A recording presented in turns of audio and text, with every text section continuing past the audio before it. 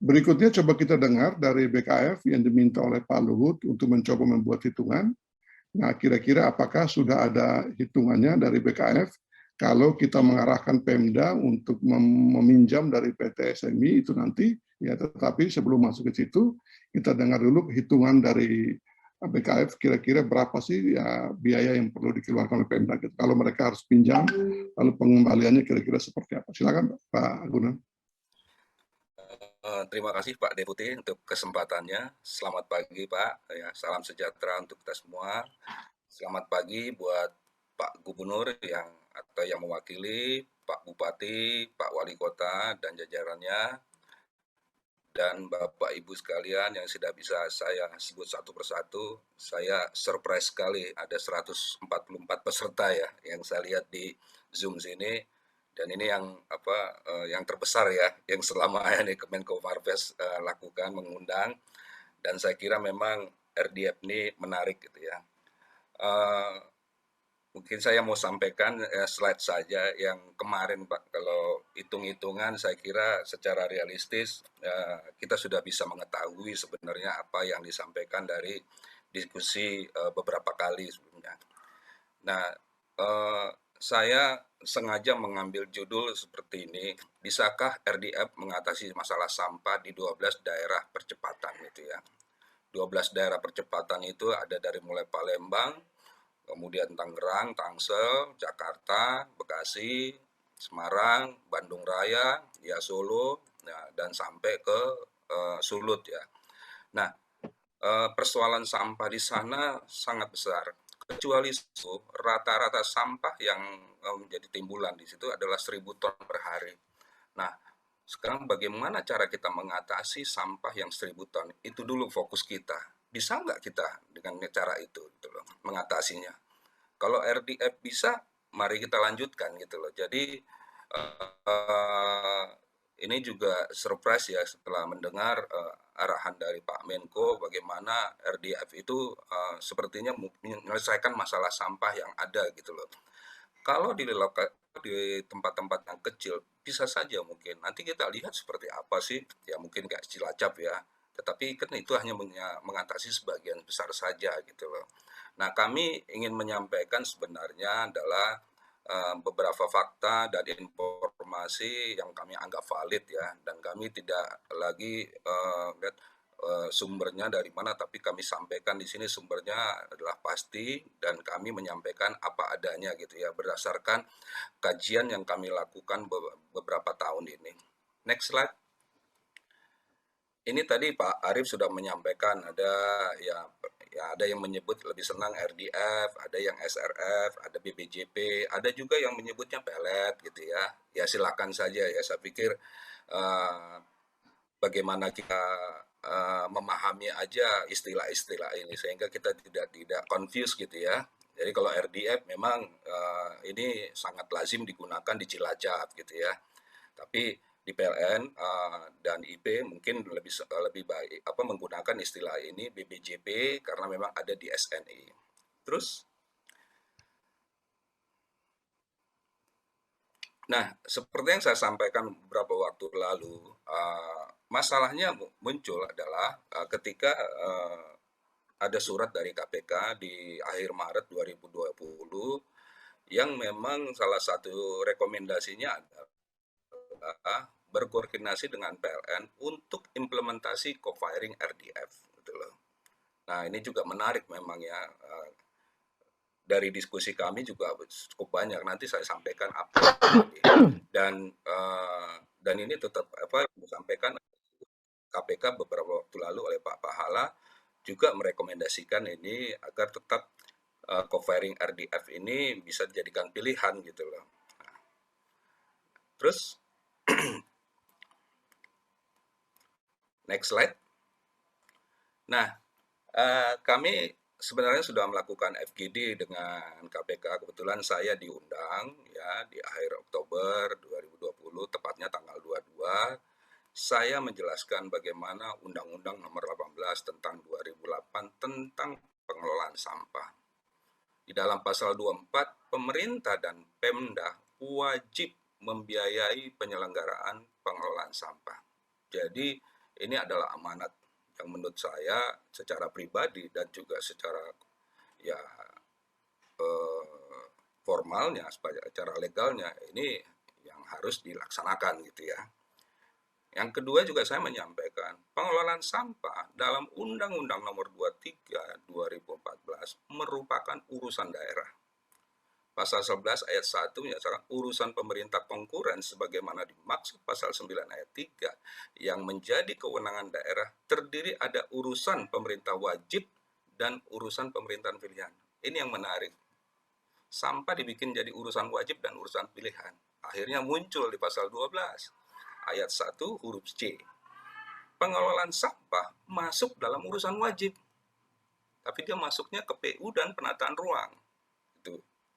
Sedangkan di pasal 12 ayat 2 huruf E, pengelolaan sampah masuk urusan pilihan. Jadi memang akhirnya banyak Pemda yang memilih yang urusan pilihan. Salah nggak? Ya nggak salah. Tapi kalau membangun infrastruktur, jadikan urusan wajib. Ini yang memang menurut kami, dan ini sudah kami tulis juga gitu loh. Ini perlu dikonstruksikan secara benar gitu loh, secara pas. Sebenarnya pengelolaan sampah ini masuk dalam kategori apa? Pelayanan dasar atau urusan pilihan gitu loh. Kemudian kami juga menyampaikan bahwa tipping fee tidak bisa diukur dengan mahal atau murah biaya yang dikeluarkan Pemda. Tujuan yang ingin dicapai adalah mengurangi sampah secara signifikan. Karena masalahnya di situ.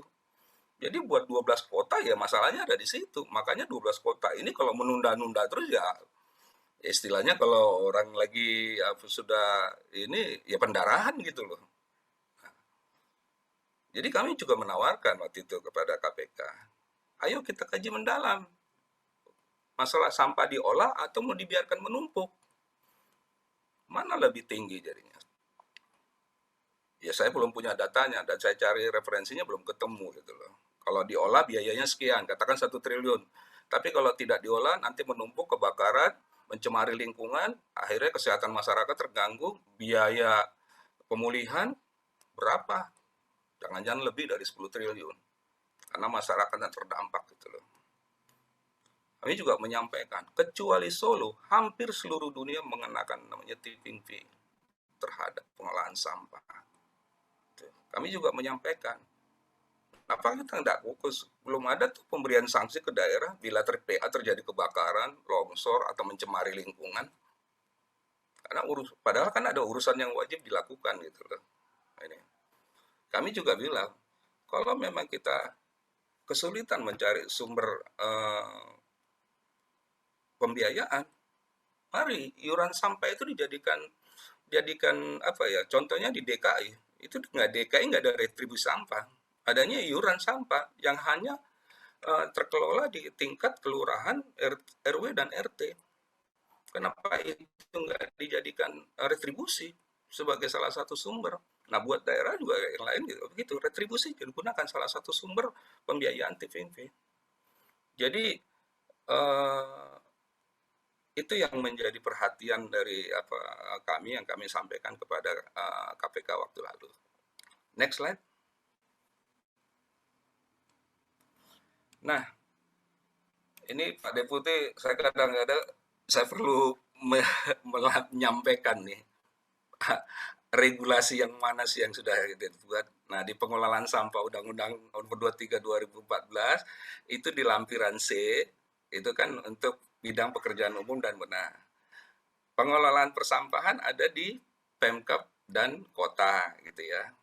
Nah, yang menarik nih di urusan pilihan lingkungan hidup, saya juga cukup surprise ya. Ternyata ini urusan pelayanan dasar gitu loh. Nah, ini yang mungkin perlu didorong kali ya supaya jadi pelayanan dasar gitu ya. Nah, pemerintah pusat di lampiran 1K nomor 11 persampahan juga penerbitan izin insenerator. Saya surprise juga 2014 sudah disampaikan ini bahwa insenerator sudah seperti ditetapkan gitu loh menjadi suatu pilihan yang untuk mengatasi mengatasi masalah sampah gitu ya. Nah, pemanfaatan gas metana juga begitu. Jadi eh, pembagian urusan ini menurut kami sudah clear gitu loh antara pemerintah pusat dengan pemerintah daerah. Jadi tinggal kita sebenarnya kita menanyakan apakah urusan masing-masing sudah dilakukan belum gitu loh. Kalau pusat saya kira kita bisa memberitahu bahwa ada Perpres 35 2018 dukungannya, ada dana insentif daerah yang dimulai 2019 untuk namanya pengelolaan sampah gitu loh. Kemudian ada dana alokasi fisik, ada juga ya namanya dari dukungan Kementerian PUPR. Itu sudah bisa kita lihat. Sekarang bagaimana dengan pemerintah kabupaten dan kota? Apakah masih mencari solusinya bagaimana cara mengatasi sampah yang sudah begitu menumpuk dan sudah bermasalah gitu loh. Nah, next slide. Nih, kami sudah juga menyampaikan kemarin, cuman sedikit kami rewrite saja ya gitu ya. Jadi kami melihat bahwa baru SBI yang berhasil menggunakan RDF untuk kilang semennya. Ya, kami mengapresiasi hal ini dan SBI sangat membantu program pemerintah. Namun ini bukan program untuk mengatasi sampah. Ini sebagai adalah bahan bakar alternatif gitu loh. Jadi memang kalau tidak ada RDF-nya, ya SBI juga nggak ada masalah, tetap aja masih bisa menggunakan batu bara kan gitu loh. Jadi kan semacam substitusi saja gitu loh. Jadi ini yang yang kami lihat. Karena kalau yang tadi Pak Arief juga ada sampaikan gitu ya, masih ada sampah yang tidak bisa diolah. Nah itu kemana dibuangnya? Pasti ke landfill kan? Tentu ada biaya dong untuk kontrol landfillnya. Nah ini perlu diperhitungkan gitu loh. Nanti di depan ada berapa sih biayanya yang kira-kira yang bisa untuk pengelolaan untuk landfillnya gitu. Nah, fasilitas pengolahan RDF ini hanya cocok pada daerah yang industri semen. Ya, sementara gitu. Jadi kalau mau direplikasi, ya silakan. Tapi kepada daerah, tadi Pak Arief juga sudah menyampaikan, itu ada daerah Tuban, silakan gitu loh. Namun saya melihat ini masih programnya seperti mirip dengan yang di Cilacap. Hanya saja nih full dukungan dari pemerintah pusat gitu loh, melalui Kementerian PUPR. Proses yang di Cilacap aja butuh waktu 7 tahun gitu loh. Nah, apakah bisa kalau dengan yang di Tuban itu bisa 3 tahun selesai? Ya tentu kan prosesnya kan panjang.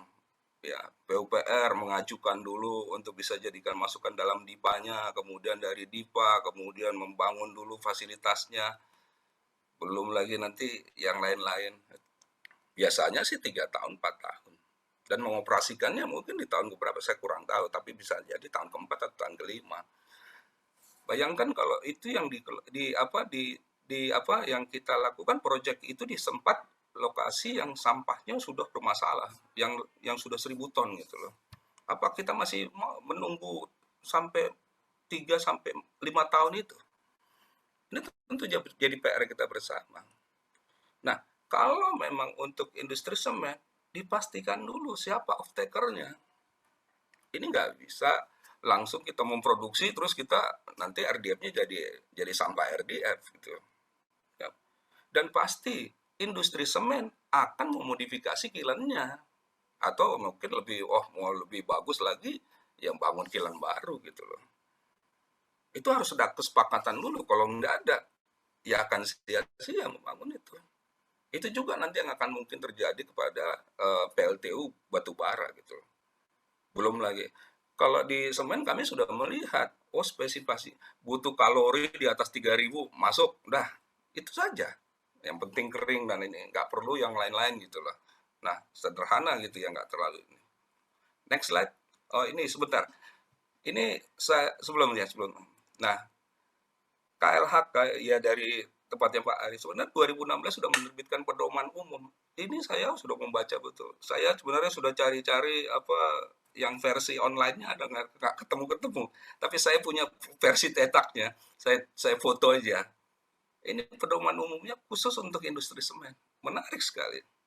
Jadi sudah ada gambaran sih bagaimana prosesnya, bagaimana nanti menjadi RDF, bagaimana nanti dan itulah menjadi laporan kajian kami tuliskan ke publik menjadi analisis pemanfaatan RDF sebagai sumber bahan bakar alternatif. Jadi memang bukan untuk mengatasi sampah. Kami diskusi dengan Indosemen, dengan Holcim, dengan Semen Gresik, memang kami tidak melihat sampah itu. Kami juga melihat alternatif saja, karena memang tujuannya mengurangi penggunaan batu bara. Next slide.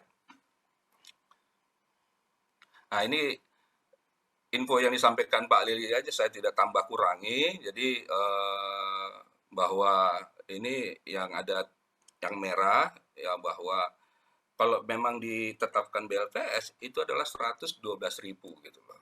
Nah, 112.000 per ton sampah. Nah, ini perhitungannya di luar biaya investasi. Kira-kira kalau dimasukkan investasi yang 84 M ini, mungkinkah sekitar 250 atau 300.000 rupiah? Saya belum tahu. Itu nanti itu. Tapi saya punya hitungan sederhana saja yang sebenarnya sudah saya tunjukkan waktu lalu. Next slide. Nah, ini yang di kolom yang hijau itu saya asumsikan aja sama 250 saja. Tetapi kalau Pemda mengeluarkan dana ya atau spending di dalam belanja modal sebanyak itu ternyata 221.500 per ton sampah. Jadi kalau memang biayanya adalah sekitar 502.000 per ton sampah. Berapa kita yang mau jual kalau seperti itu? Pasti harus lebih besar. Nah, ini akan menjadi pertanyaan, apakah Pemda sanggup seperti ini? Apalagi dengan tonase yang sangat besar gitu loh. Ini silakan dihitung. Saya menyarankan dihitung kembali gitu loh, dengan cermat supaya ketika mengambil keputusan tidak salah langkah gitu ya. Nah, yang di kolom terakhir, nah ini nanti ada SMI ya, Pak Gosi kali ya. Pinjaman Pemda saya agak mengakselerasi aja kira-kira 8%. Saya nanti kurang tahu kalau berapa kira-kira dari SMI. Kalau kita pinjam, ya kalau setahu saya memang kalau dengan dana PEN tahun ini kayaknya sudah di-close gitu loh. Yang ada juga pinjaman itu sekarang pakai bunga gitu ya. Nah, saya asumsikan aja 100,6 ribu per ton sampah. Jadi kira-kira kalau dengan menggunakan pinjaman, maka biaya pengolahannya adalah 610.000. Ini tambah berat lagi menurut saya gitu loh. Nah, ini perlu dipikirkan. Jadi kalau memang ini mau diterapkan ke daerah lain, ya pertimbangkan dulu bagaimana kemampuan dari daerah. Tapi saya lihat tadi contoh-contoh yang disampaikan oleh Pak Arief adalah daerah-daerah yang sebenarnya menurut saya sampahnya sih nggak terlalu bermasalah gitu ya. Belum bermasalah gitu loh. Jadi mungkin menjadikan bahan bakar alternatif, kemudian juga landfill-nya masih luas, nah jadi tidak terlalu cepat menumpuk gitu loh. Nah itu perlu dipertimbangkan semua. Yang perlu dipikirkan adalah keberlanjutannya. Jangan sampai nanti ketika memutuskan itu tidak berlanjut. Ini yang menjadi PR buat kita bersemua gitu ya. Next slide. Nah, ini juga waktu lalu sudah kami sampaikan. Standar ini sekarang yang di RDF sudah kita tahu dan memang sudah komersial. Sekarang untuk PLTU bagaimana? Memang lebih ketat. Kandungan organik tidak lebih dari 5%. Sehingga diperlukan pemilahan yang sangat kompleks gitu loh. Nah, RDF yang digunakan di PLTU itu sebenarnya masih uji coba yang menurut saya. Kenapa masih coba? Saya coba sampaikan ini ya. Kebetulan saya mengikuti semua sebenarnya perjalanan ini, tapi yang belakangan tidak saya ikuti ya. Nah, ini yang di Bali gitu loh. Yang di Bali kami sudah survei ke Kelungkung, ke Denpasar, kami melihat sendiri bagaimana pengolahannya. Itu betul yang disampaikan Pak Arief gitu. Ada yang komunal ada. Menurut saya kalau sampah seperti ya 2 ton, 5 ton seperti itu ya nggak ada masalah gitu loh. Tapi bayangkan kalau sampai 100, 200 gitu loh. Karena di Denpasar sendiri belum pernah saya temukan ini, gitu loh, yang mengolah RDF itu, yang mengolah sampah menjadi RDF. Nah, ini juga menjadi apa PR besar buat kita. Saya juga surprise beberapa waktu lalu Pak Pahala menyarankan itu Medan dan Bali tidak cocok membangun instalasi pengolahan RDF karena nggak ada PLTU katanya di sana, PLTU batu bara. Satu sisi saya surprise juga, oh iya setuju saya bilang gitu. Ya kalau kalau dibangun instalasi pengolahan RDF, nanti RDF-nya mau dijual pasti kan lintas daerah, maka kosnya akan tinggi. Itu juga yang terjadi akhirnya tadi dari Pak KLHK menyampaikan ya di Jeranjang menggunakan dari TPA Kebun Kongo gitu. Saya juga sudah berdiskusi cukup lama dengan TOS Pak Supriyadi, Mas Arief gitu ya. Gitu. Pak Sony juga gitu loh. Mencoba mengetahui apa yang bisa ditindaklanjuti gitu loh. Ini ya di Lontar juga begitu. Ya uji cobanya ini. Ya memang karena uji cobanya ini saya melihat mungkin saya nggak menguasai cara teknologi, tetapi saya bisa menduga begini. Kalau menggunakan nanti ada plastik di situ, mungkin mesinnya yang CFB atau stoker yang ada di PLTU batubara itu akan menjadi rusak gitu loh. Dugaan saya begitu. Makanya komersialnya akhirnya menggunakan sodas gitu loh. Ini memang PLN atau IP sendiri yang menyampaikan itu. Ya, saya pikir memang uji coba ini perlu terus dilakukan untuk sampai di mana keberhasilan. Hal yang sama juga uji coba co-firing pellet biomasa di Ropa ND. Saya sejak awal ikut sebenarnya. Saya udah berdiskusi juga panjang dengan PLN, Pak Lambok, ya Pak Supriyadi, Mas Arief, bagaimana dengan Bupati ND-nya sendiri. Tujuannya di sana bukan mengatasi sampah. Di sana mengurangi penggunaan batu bara. Jadi program yang seperti ini sebenarnya adalah bagaimana mengurangi emisi gas rumah kaca.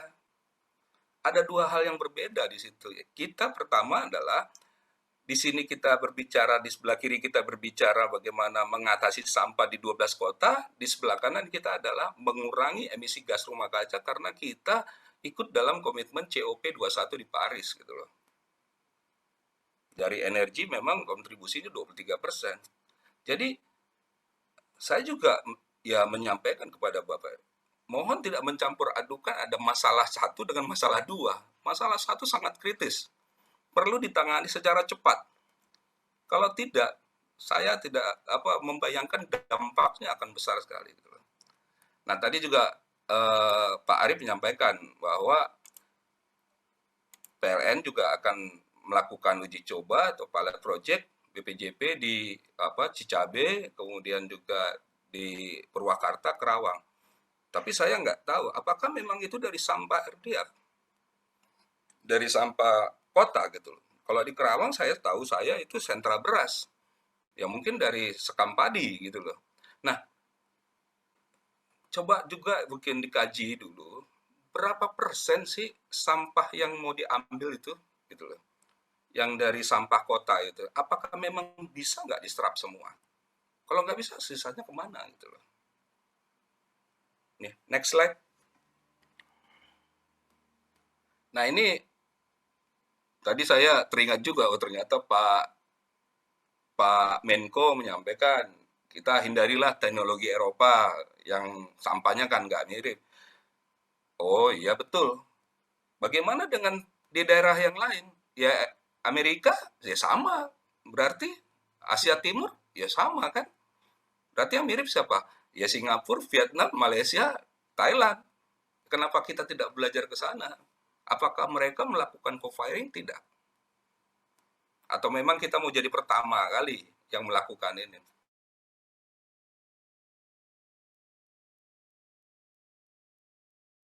Bukti, ya, ini saya tampilkan papernya, yang lainnya silakan nanti Bapak bisa telusuri, dan saya membaca-baca memang co-firing sudah mulai.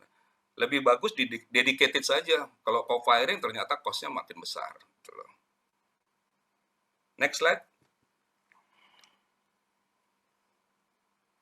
Nah, ini yang kemarin juga beberapa waktu lalu saya sampaikan. Ya, antara Perdir PLN dan SNI memang tidak berseberangan. Ya, walaupun memang Perdirnya PLN lebih duluan keluar dibandingkan SNI. Beda 1 tahun lebih. Itu saja ya. Jadi ya kandungan organiknya memang sudah disyaratkan minimal 95%.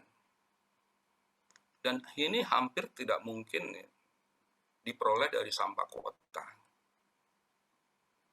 Kalau SNI memang ada di kelas 3, ya bisa mesti diakomodir.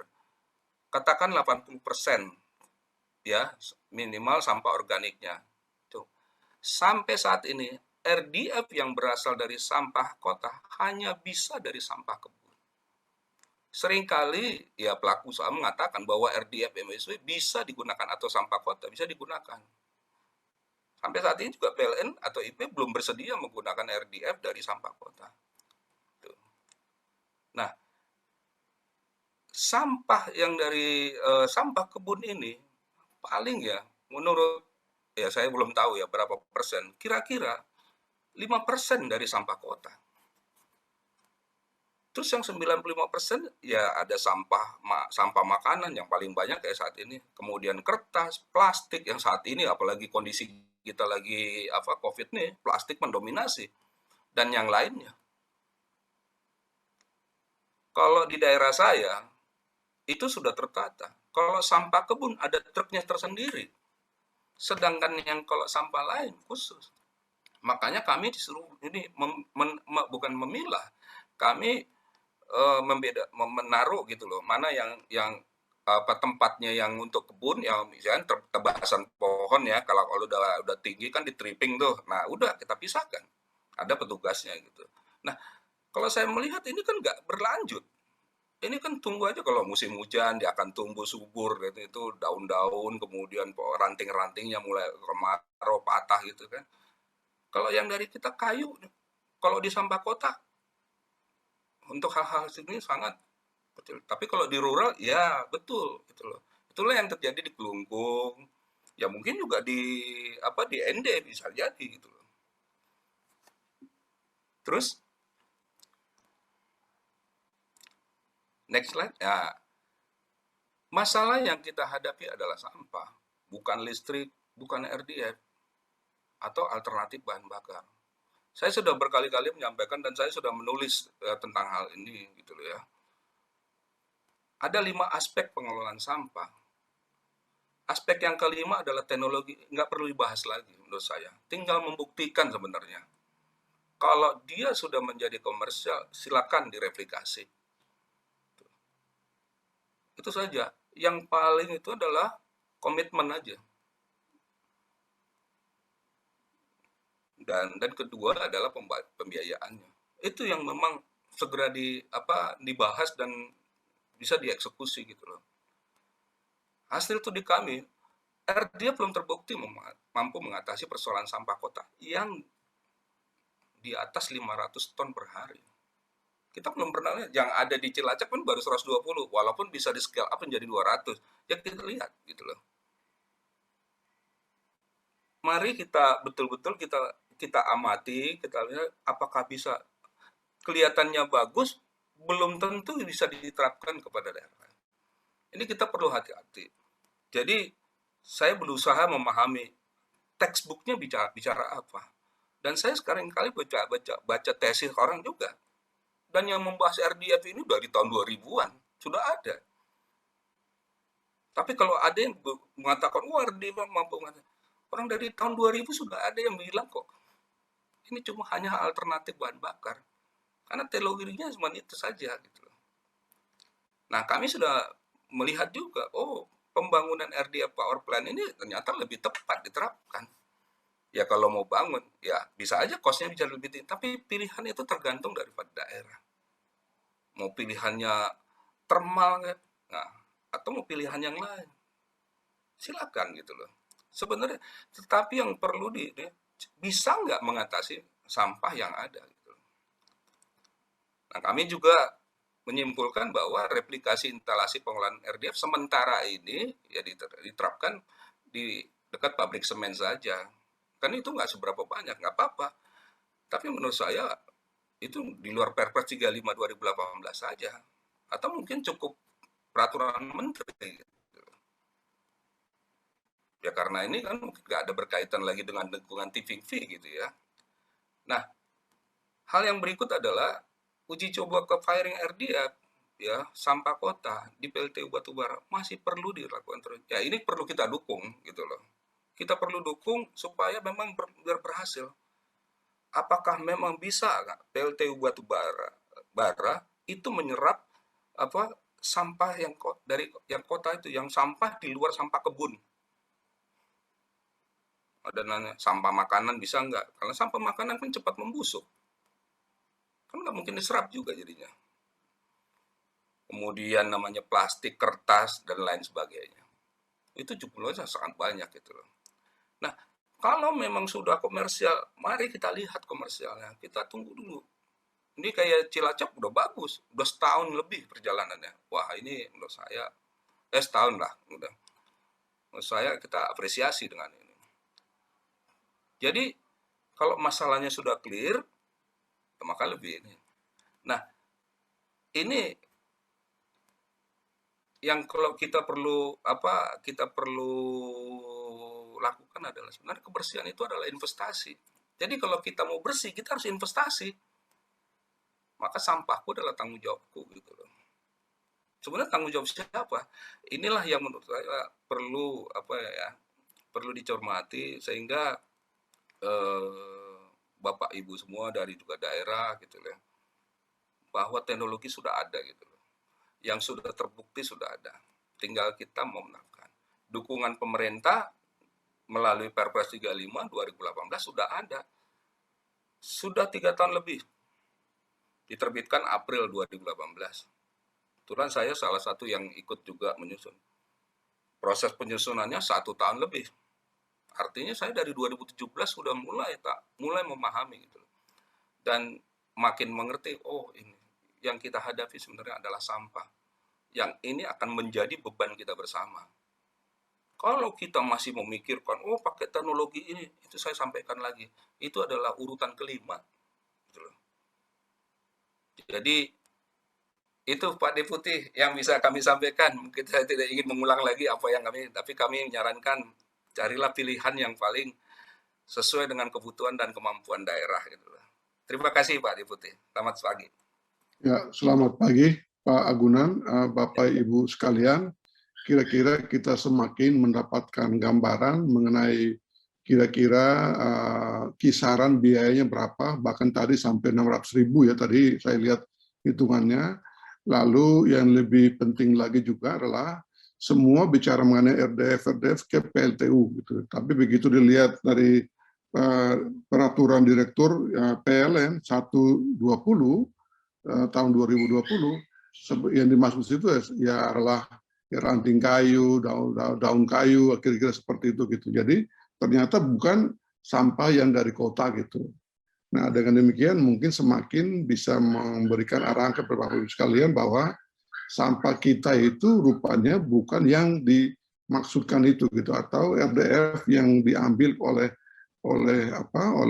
PLTU itu rupanya bukan sampah kita gitu. Nah, itu kira-kira.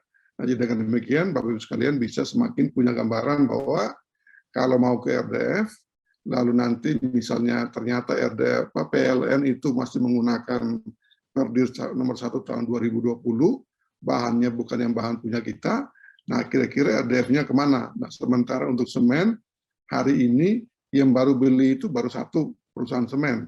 Nah, berarti kita perlu mencari lagi perusahaan semen-semen lain. Apakah mereka juga mau melakukan hal yang sama seperti PT Semen yang ini, yang di Cilacap itu ya, SBI itu. Nah, dengan demikian, ya monggo Bapak Ibu sekalian, silakan melakukan pendekatan-pendekatan dengan perusahaan-perusahaan semen yang ada di wilayah Bapak Ibu sekalian.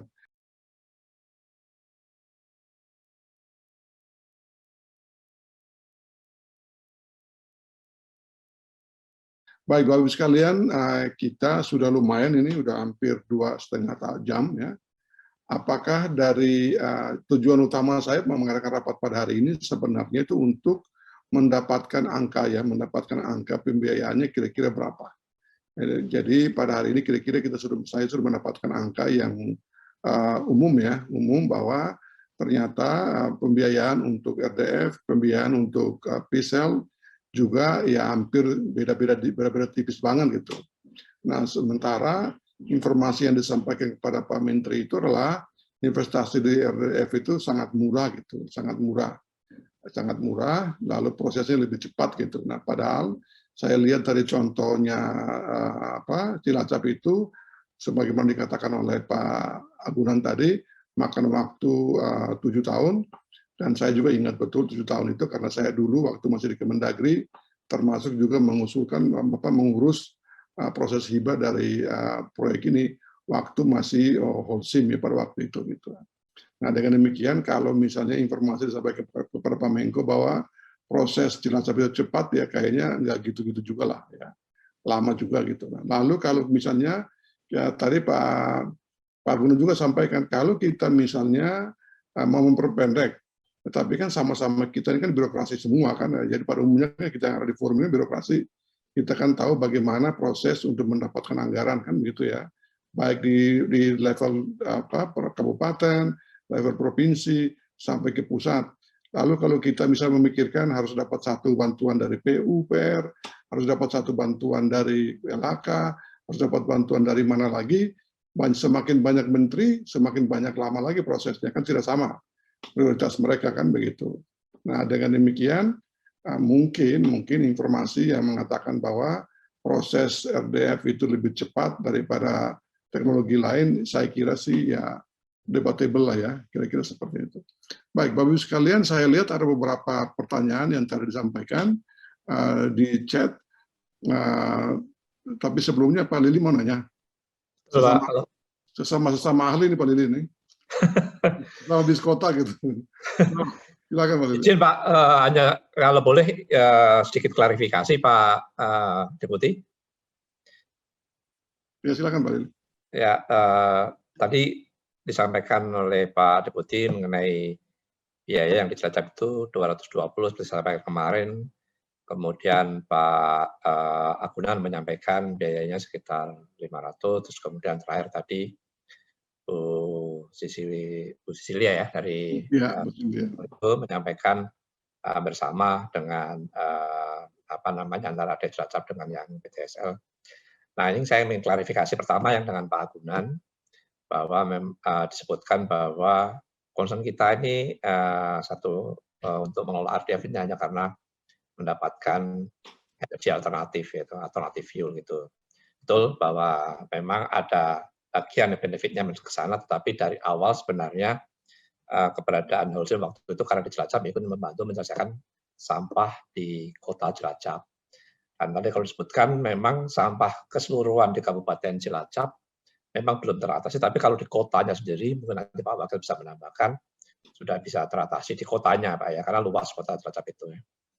Nah, kemudian juga dari sisi kapasitas dari perhitungan-perhitungan yang awal termasuk biaya tadi dari Pak Agunan dan juga dari Bu Sila tadi mengambil data yang terkini di mana data itu untuk bulan depan sudah berubah karena kita memasukkan biaya investasi-investasi yang SBI lakukan di tempat RDF itu dan dibebankan ke biaya operasional pembayarannya. Kalau kemarin kita sampaikan biaya per ton sampahnya itu mengolah RDF itu 250.000, sekarang itu dengan kapasitas bisa 200, jadi bukan 120 lagi Bu Silia, kita bisa 200 walaupun sekarang paling tinggi sekitar 140-an, tetapi ada rencana juga untuk menambah dari ke kecamatan dan terdekat. Jadi biayanya itu sekarang 129.000, mungkin nanti Bu perlu hitung lagi ya. Kalau 129.000 tentunya pastinya beda dengan yang tadi, karena Ibu tadi masih memakai angka yang 200. Itu dari si biaya. Terus kemudian Pak Basil tadi menyebutkan, kemarin saya menyebutkan biaya 220 itu adalah tipping fee jika, karena pertanyaan Bapak kemarin, jika SBI harus menginvest semuanya tanpa ada bantuan dari pihak manapun. Nah, kita sampaikan kalau kita menginvest, kebetulan kita juga sebagai off-taker, tentunya kita mengintegrasikan semua biaya yang timbul, baik pemakaian di pabriknya, pengangkutan, dan sebagainya. Tentunya akan beda kalau ada pihak yang independen yang akan menginvest, terus kemudian dia harus menjual produknya RDF-nya, tentunya akan beda. Jadi 220 itu sudah mengintegrasikan semua biaya yang timbul termasuk di pabriknya. Itu berupa TPV jasa yang harus dibayarkan Pemda jika kita menginvest semuanya dengan kasus sekarang di mana ternyata RDF di Cilacap itu bisa mengolah 200 ton sehari. Itu tadi yang ingin saya klarifikasi. Terus kemudian tambahan lagi, sekarang ini kan dengan showcase Cilacap ini kita banyak mendapatkan kunjungan dan kita juga banyak diminta memberikan pendapat ke beberapa Pemda dan kita dengan senang hati, dan di sini kita berperan memang hanya ingin membantu menyelesaikan atau menginspirasi, karena kita tidak ada jas sebagai konsultan, kita harus dibayar sekian tidak, karena memang kita ingin mengajak. Bahkan untuk case DKI saya menggandeng komputer kita yaitu PT Indosemen. Anda ini sebagai pabrik semen, ya, Anda punya kapasitas untuk menyerap RDF, sehingga mari, kalaupun nanti DKI jadi membangun 1.000 ton RDF sehari untuk sampahnya, 1.000 ton sehari sampahnya, dan kebetulan kita juga dimintai pendapat terus oleh DKI, dan ditunjuk sebagai pendamping oleh suratnya, kita tentunya nanti akan mengajak off-taker lain, diantaranya yang paling besar adalah Indosemen. Jadi kita memang mengajak, termasuk juga kita mencoba mengajak IP, jadi Indonesia Power. Beberapa kali kita meeting dengan Indonesia Power, ada percobaan terakhir yang disampaikan, itu tujuan juga memang kita sampaikan bahwa pabrik semen saja tidak cukup, itu Pak Deputi. Jadi perlu off-taker yang lain. Tentunya masing-masing kota mempunyai penyelesaian tersendiri nanti, ya, sesuai dengan kondisinya. Tadi sampaikan oleh Pak Gunan, juga Bu Sislia tadi. Itu aja tadi klarifikasi dari saya, Pak Deputi. Terima kasih. Ya, terima kasih Pak Lili. Bapak Ibu sekalian yang dari 12 kota atau dari kota di luar dari 12 yang sudah masuk di Perpres 35, saya undang di sini ada dari Provinsi Lampung, ada Pak Sekda dari Lampung. Nah, Lampung ini kenapa saya undang? Karena referensi dari KPK bahwa Lampung ini sudah punya feasibility study dan sangat layak secara komersial untuk investasi. Nah, itu kira-kira sehingga pada hari ini saya undang Pak Sekda Lampung, apakah memang dari perhitungan Lampung bisa melakukan investasi, dan bisa membiayai investasi itu kalau seandainya itu adalah investasi murni, tanpa bantuan-bantuan dari PUPR atau Kementerian Lingkungan Hidup seperti yang terjadi di Cilacap itu. Pak Sekda dari Lampung.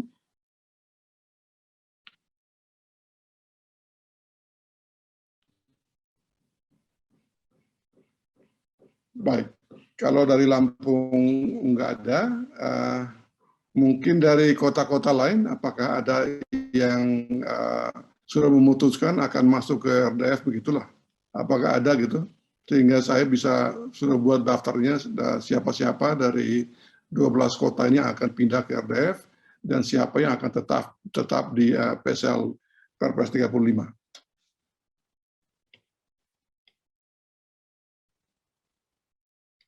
Atau ada yang perlu klarifikasi, Bapak Ibu sekalian? Mohon izin Cilacap klarifikasi. Pak Wakil, silakan Pak Wakil ya. Jadi mohon izin Pak Wakil sedang menutup diklat. Kami Kepala DLH Kabupaten Cilacap mewakili Pak Wakil Bupati. Ya. Silakan Pak. Ya.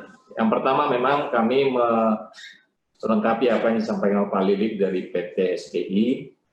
Kami akan mengklarifikasi. Yang pertama dari Pak Agunan, perihal tadi Pak masalah ini Deputi, waktu yang dibutuhkan 7 tahun. Di sini perlu kami klarifikasi bahwa pembangunan RDF ini memang rencana awal-awal adalah tahun 2014. Namun untuk mulai pelaksanaan itu, peletakan batu pertama dilaksanakan di tahun 2017 ya, oleh Pak Wakil Gubernur Jawa Tengah.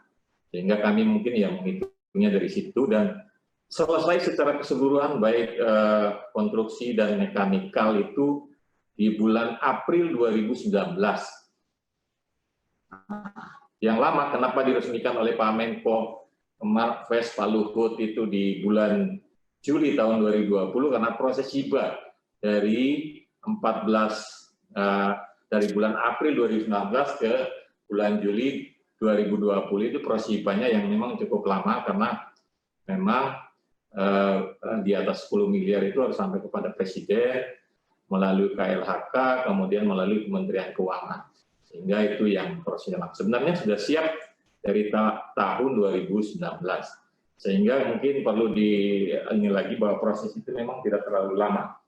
Itu yang pertama. Kemudian yang kedua, dari Bu Cynthia tadi, ini yang perlu diketahui kita semua bahwa, ya mohon maaf yang paling dipilih, bahwa tadi sampaikan bahwa RDF itu diproduksi oleh PT SPI.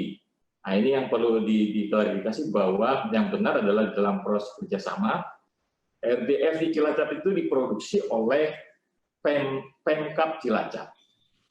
Tapi memang kami memerlukan bantuan dari tenaga-tenaga teknis yang ada dari PT SPI, termasuk juga angkutan dan sebagainya. Sehingga memang itu intinya oleh Cilacap, tapi memang sehingga ada namanya sharing cost, apa yang dilakukan oleh SPI, sehingga dikurangi biayanya, dan apa yang kami terima sebesar Rp22.039 itu karena pengurangan. Jadi intinya sepenuhnya adalah oleh Pemkab Cilacap, cuma off-taker-nya adalah dari PT SPI. Itu yang kedua. Kemudian yang ketiga, perlu kami laporkan Pak, bahwa dengan adanya RDF ini, Cilacap tadi sampai Pak Lili, kita memiliki 4 TPA awalnya. Ada 4 TPA di Cilacap, karena Cilacap ini cukup luas, terluas di Jawa Tengah, memiliki 4 TPA. Dengan adanya TPST RDF ini, kami sudah menutup 2 TPA. TPA yang pertama TPA di Tritilor yang di lokasi RDF itu dengan luas 6,3 hektar, dan kami rencana akan menjadi ekohidupa gitu, atau ruang terbuka hijau. Tuh. Kemudian tadinya 120 ton per hari di wilayah kota, kami mengembangkan di wilayah eks-distrik Sidoarjo meliputi 6 kecamatan, yang di sana ada 1 TPA. Dan sekarang TPA itu sudah kita tutup. Memang masyarakat waktu itu sudah mulai demo, bau, dan sebagainya. Dengan adanya RDF ini kita tutup. Di sana kurang lebih 2 hektar ini sudah kita tutup, sehingga ini sangat menguntungkan bagi kami. Dan ke depan kalau didukung, kami sudah mengajukan proposal, diketahui juga oleh Pak Menko, bahwa kami mengajukan 10 truk paling tidak, untuk nanti bisa menutup 1 TPA lagi yang ada di eks-distrik Sidoarjo meliputi 6 kecamatan. Jadi itu, dengan itu, ini kaitannya dengan penghematan biaya tanah yang menggunakan controlling flow ini semakin baik, Pak. Itu mungkin klarifikasi kami, Pak. Terima kasih, Pak Deputi. Ya, terima kasih Pak Kadis, dari Bapak Ibu sekalian bisa belajar dari bisnis model yang sudah dikembangkan oleh Cilacap ya. Cilacap, nah kebetulan di situ ada banyak pihak yang terlibat. Nah dengan demikian kalau kita hitung misalnya investasi murni, memang Bapak Ibu sekalian bisa menghitung sendiri ya. Kebetulan yang model bisnis yang ada di Cilacap itu adalah mendapatkan dukungan pembiayaan dari beberapa pihak ya. Tapi sebagai satu model bisnis bisa dijadikan referensi untuk belajar karena kota Cilacap sebagai kota pertama yang mengembangkan RDF ini. Baik Bapak Ibu sekalian, apakah ada tambahan? Mbak Piti, ada beberapa pertanyaan tadi di grup. Iya Bapak, mohon izin. Beberapa pertanyaannya sudah langsung dijawab oleh narasumber. Ini ada pertanyaan baru untuk Bapak Deputi atau Pak Agunan. apakah sudah ada kajian perbandingan beban anggaran yang harus ditanggung pemerintah, APBN dalam hal ini PLN dan APBD, antara pembelian listrik P-cell versus pembelian RDF sebagai co-firing? Manakah yang lebih ringan dari Pak Supriyatno, DLH Kota Tangerang? Silakan Pak. Oke, baik. Mungkin saya kasih ke Pak Agunan deh, Pak Agunan. Baik Pak, secara singkat saya jawab saja. Belum Pak. Silakan Pak Supriyatno untuk melakukan kajian itu ya supaya lebih matang ya. Nah, kemudian saya juga menyampaikan banyak hal kajian yang perlu dilakukan. Yang tadi saya mendorong bandingkan kalau sampah tidak diolah dengan kalau dibiarkan menumpuk. Itu saja dulu yang pertama gitu loh. Nanti baru masuk pada kajian-kajian lain. Kalau sudah ada contohnya, kami biasanya akan melakukan kajian gitu loh. Jadi kayak Cilacap sudah beroperasi, kami datang gitu ya tahun 2018 ya, sebelum beroperasi, kemudian pada saat beroperasi, kemudian kami juga melihat bagaimana, dan kami juga perlu hati-hati gitu dalam menyampaikan seluruh data dan informasi. Hal yang sama juga terkait dengan yang dilakukan co-firing oleh PLTU Batubara gitulah. Kami sudah kajian awal sudah dilakukan. Itu tadi sekilas yang sudah kami sampaikan di Kelungkung dan Denpasar ya. Semua pasti proyek uji coba. Yang TOS lakukan di ND juga sudah ada. Pak Supriyatno bisa lihat publikasinya jelas kok. Di grup WA banyak gitu ya. Jadi jadikan itu juga buat pendalaman isu supaya mengetahui bagaimana sih co-firing ini bisa diterapkan? Apakah memang menyelesaikan sampah atau mengurangi emisi gas rumah kaca? Ini dua hal yang berbeda. Jadi isu-isu yang lain masih banyak dan ini menjadi perhatian saya pribadi juga. Dan kalau ke depan memang akan kajian lagi yang akan kami lakukan dan ini akan menjadi hal yang menarik gitu ya. Regulasi juga begitu, banyak sekali yang perlu dikaji gitu ya. Itu Pak yang bisa kami sampaikan. Terima kasih Pak Deputi. Baik, terima kasih Pak Agunan. Masih ada lagi, Piti? Bu Kristi? Izin Pak, masih ada lagi satu lagi. Untuk Bapak Agunan lagi, terkait kewenangan untuk persiapan dan pembangunan insinerator, apakah kewenangannya berada di PUPR selanjutnya setelah pembangunan itu selesai untuk pengelolaannya menjadi kewenangan di lingkungan hidup? Sebagai informasi bahwa pembangunan insinerator di Kota Palembang menggunakan skema kerjasama BOO. Apakah kewenangan urusan mulai dari perencanaan, pemilihan badan usaha, hingga pembangunan insinerator menjadi urusan Dinas PUPR atau Dinas Lingkungan Hidup? Silakan Pak, terima kasih. Ya, Pak Agunan, Pak. Baik, ya tadi saya juga baru lihat chatnya ya. Oke, terima kasih dari Palembang, Pak Wali Kota ya. Ini sebenarnya harus dijawab oleh Pak Arif nih, karena urusannya adalah urusan lingkungan hidup. Ya, di pasal 12 ya 1E, kemudian di lampirannya 1K ya, gitu ya Pak Arif ya. Nah, saya memang menemukan di situ penerbitan izin insinerator, tapi praktek ini akhirnya tidak digunakan gitu ya.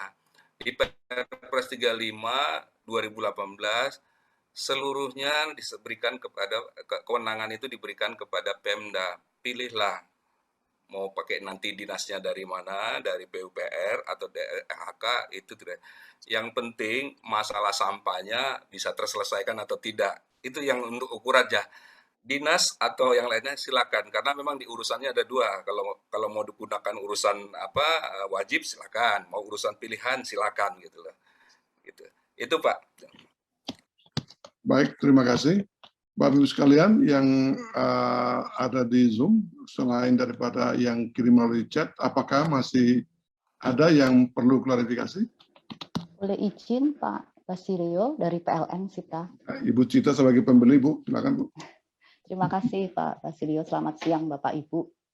Satu saja, ada beberapa sebetulnya Bapak, tapi terkait SNI karena memang sudah disebutkan di sana BBJP, bahan bakar jumputan padat, ya, otomatis mengcover RDF, SRF. Mohon bisa penyebutannya menyesuaikan tersebut kami usulnya Pak Basilio.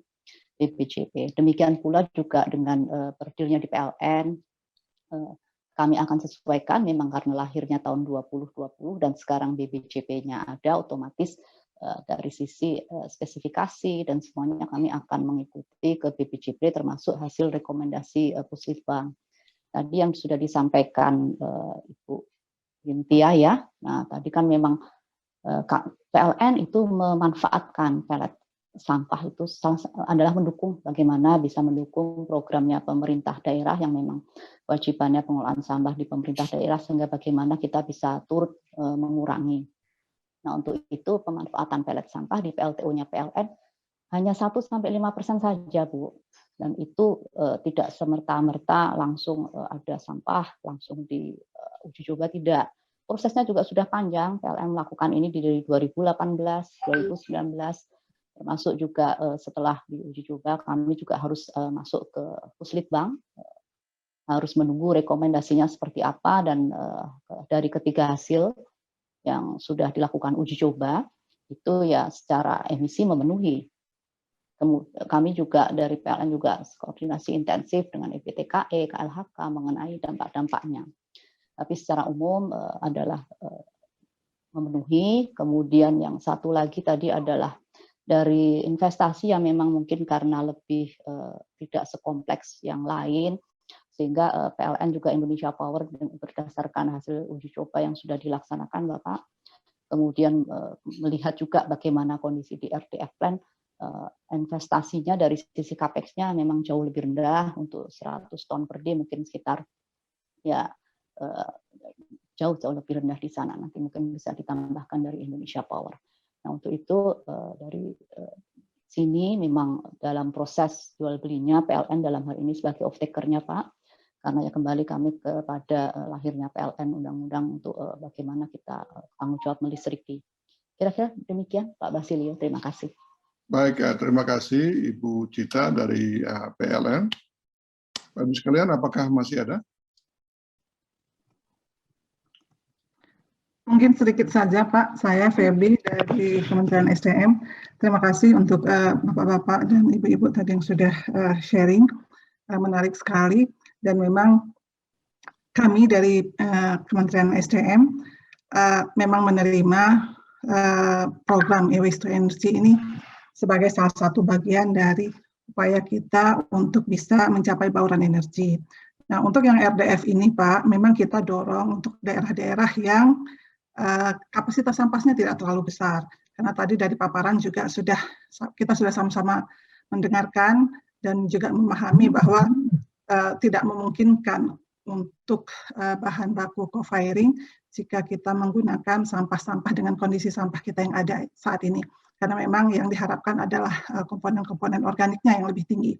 Jadi memang concern kita untuk RDF ini kita cari untuk lokasi-lokasi yang memang dekat dengan PLTU, Pak. Kalau dari sisi kami di energi, nah mungkin nanti kalau teman-teman Kementerian Perindustrian mungkin mencari kota-kota yang dekat dengan sumber industrinya, dengan off-taker seperti pabrik semen ataupun tekstil jika memungkinkan. Nah ini nanti yang juga kita upayakan agar cost-nya bisa menjadi lebih rendah, sehingga harganya juga tidak terlalu mahal, sehingga keekonomiannya bisa masuk. Nah, harapan kita seperti itu, Pak, ke depannya nanti. Terima kasih banyak, Pak Deputi. Ya, terima kasih Ibu Andrea. Bapak Ibu sekalian, saya lihat dari Kota Tangerang masih ada pertanyaan-pertanyaan. Kalau Kota Tangerang sih seharusnya bertanyanya beberapa tahun lalu sebelum tender gitu. Jangan sekarang sudah tender, sudah ada pemenangnya baru tanya lagi. Udah terlambat Pak kalau tanyanya sekarang Pak. Jadi kalau Bapak sudah tender, sudah ada pemenangnya, ya jalankanlah apa yang Bapak janjikan di tendernya, di dokumen tendernya. Jadi bukan lagi waktu sekarang untuk bertanya-tanya mana yang murah, mana yang tidak murah gitu. Pak Ahmad Rizan dari Bappenas, Pak. Ya, baik, terima kasih Pak Deputi. Ini diskusi yang sangat menarik dan terus terang saya mendapat banyak sekali pencerahan dari pertemuan hari ini. Cuma saya ingin mengklarifikasi sedikit terkait dengan Cilacap. Kebetulan kami di Bappenas yang di awal ini memproses hibahnya Cilacap Danida saat itu, dan memang terkesan agak lama ya pembangunan di Cilacap itu sampai bertahun-tahun. Tapi mungkin yang perlu dipahami adalah itu adalah yang pertama kali di Indonesia, dan saya masih ingat betul waktu itu Pak Lili, SPI masih sebagai Holcim ya, dan negosiasinya juga cukup panjang dengan teman-teman Holcim saat itu, karena ini memang pertama kali kita buat gitu. Jadi jangan dilihat bahwa karena Cilacap itu panjang seakan-akan kemudian RDF berikutnya akan selama itu prosesnya. Saya kira enggak, karena kita sudah punya banyak pengalaman dengan Cilacap, dan saya kira kita sudah punya prototipe juga, dan saya kira pun teman-teman di SBI sekarang Pak Lili sudah juga mengedukasi banyak pihak, dan saya kira seharusnya RDF ini jauh bisa lebih cepat dibandingkan dengan yang PISEL. Ini yang tadi saya ingin klarifikasi juga, karena sebenarnya pun dari sisi konstruksi dan sebagainya ini juga tidak lama waktu di Cilacap, cepat itu, setahun selesai. Karena teman-teman PU masuk, waktu itu Danida juga sudah masuk, dan alhamdulillah saat itu cepat kita penyelesaian. Ini hanya di awalnya saja karena prosesnya memang kita belum tahu apa-apa nih, karena memang dari nol betul kita garap Cilacap itu. Jadi seharusnya tidak ke depan ini sudah tidak akan, mungkin nggak akanlah selama itu.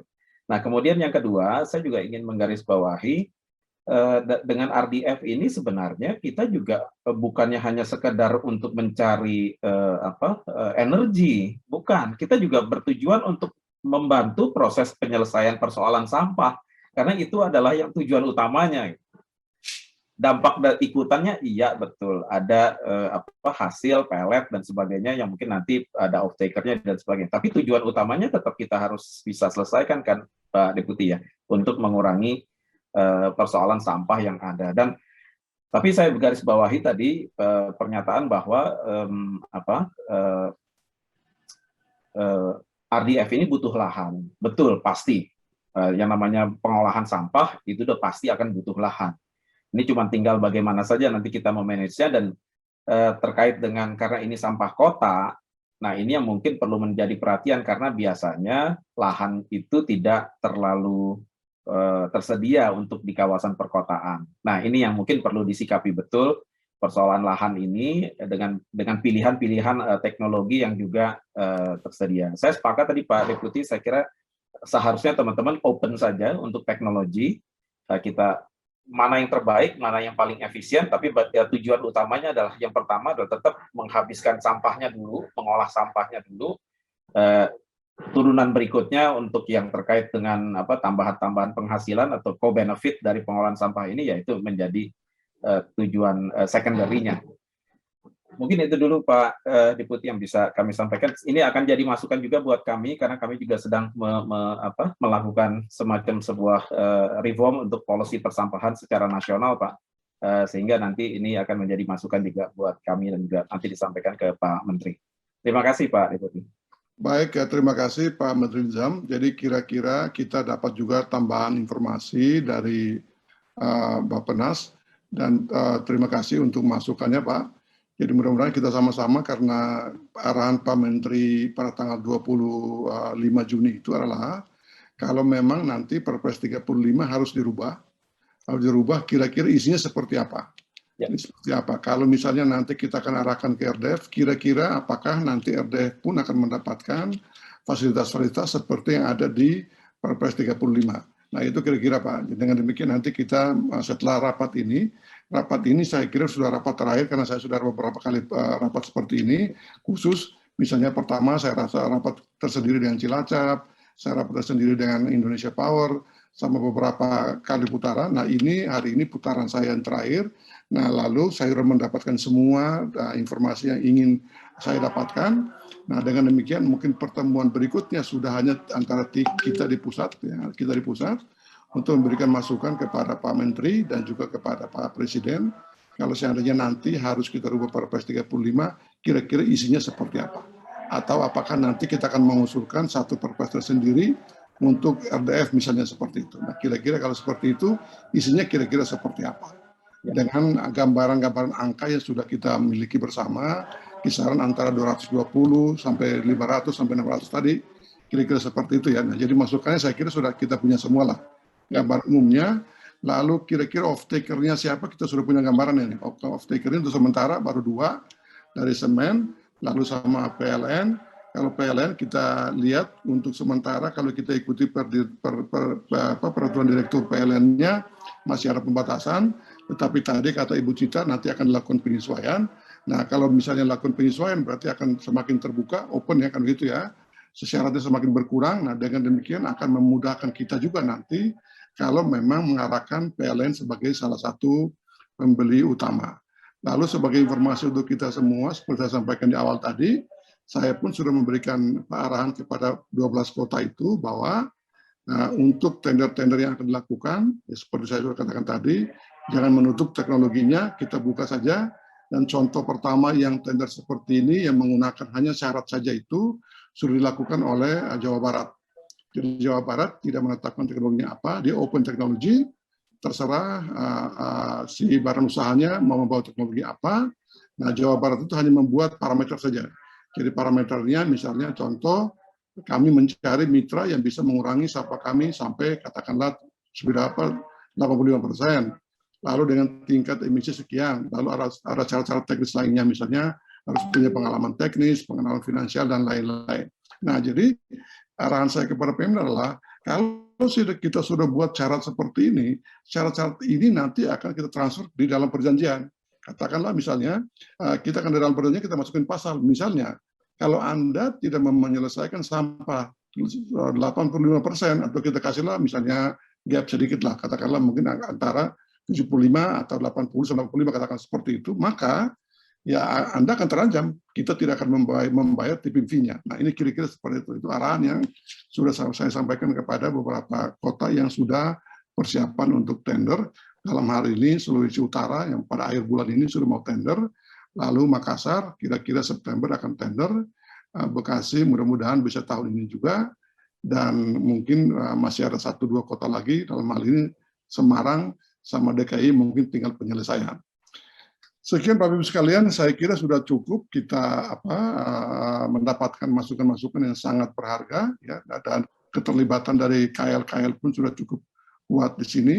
Mulai dari SDM tadi sudah kelihatan sekali gambarannya kira-kira arahnya kemana ya, arahnya kemana. Lalu dari Bappenas tadi sudah kelihatan juga kira-kira kemana, lalu Kementerian Keuangan, lalu juga dukungan dari PT SMI bagi daerah yang mungkin mau investasi murni, ya silakan ada fasilitas pinjaman juga. Nah dengan demikian setelah pertemuan pada hari ini, nah mudah-mudahan Bapak Ibu sekalian sudah bisa menentukan sikap apakah tetap ingin menggunakan teknologi atau bukan, tetap ingin bertahan di Perpres 35 dengan mendapatkan fasilitas yang ada, termasuk TPV dan pemerintah pusat, atau ingin memilih beralih kepada RDF, yang dalam hal ini nanti tentu kami akan bikin lagi, apakah akan bikin satu perubahan di Perpres 35 untuk memberikan kekhususan atau perhatian khusus kepada RDF, atau mungkin membuat satu perpres sendiri. Tentu itu nanti akan tergantung kepada masukan KL-KL semua kepada menteri masing-masing dalam rapat tingkat presiden yang mungkin nanti akan diadakan oleh sekretariat kabinet.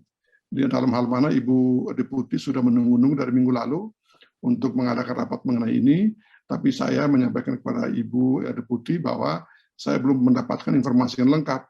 Kalau sekarang Ibu mengadakan rapat untuk perubahan Perpres 35, saya yakin menteri saya nanti saya belum bisa memfeeding menteri dengan satu informasi yang lengkap. Tapi pada hari ini saya kira saya sudah mendapatkan masukan semua, dan mudah-mudahan informasi yang sama ini Bapak Ibu sekalian dari kementerian bisa membawa bersama untuk nanti di-feeding ke menterinya masing-masing pada rapat terbatas yang akan diadakan oleh Presiden untuk membahas kemungkinan apakah perlu dirubah Perpres 35 atau perlu diadakan satu perpres tersendiri khusus mengatur tentang RDF. Sekian dari saya Bapak sekalian, terima kasih banyak untuk para narasumber, Pak Arief, Pak Agunan, Ibu Cynthia, Pak Gozi dari SMI, dan Bapak Ibu sekalian yang saya lihat jumlahnya lumayan besar pada hari ini, lebih dari 130, dari awal tadi sampai hampir 148. Ini menunjukkan bahwa kita semua mempunyai komitmen yang sangat kuat untuk menyelesaikan sampah di kota masing-masing. Sekian dari saya, sampai kita ketemu pada pertemuan berikutnya. Wassalamualaikum warahmatullahi wabarakatuh. Waalaikumsalam.